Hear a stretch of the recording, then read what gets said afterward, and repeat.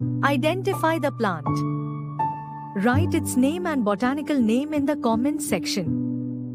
हर घर के आंगन में होती है मेरी पूजा, कहते हैं मुझे देवदुंदुभी, बहुमंजरी, ग्राम्या और सुरसा। लेमिएसी फैमिली से आती हूँ। हिक्का, श्वास, कास, विषम, ज्वर, पार्श्वशूल और कृमि में दी जाती हूँ। शुक्ल और कृष्ण भेद मेरे बताए हैं भाव प्रकाश ने। पत्र मेरे तोड़कर कभी तो खाए ही होगे आपने। श्वास हर महाक्षय में आता है मेरा नाम। अभी लिख दीजिए कमेंट सेक्शन में वही नाम।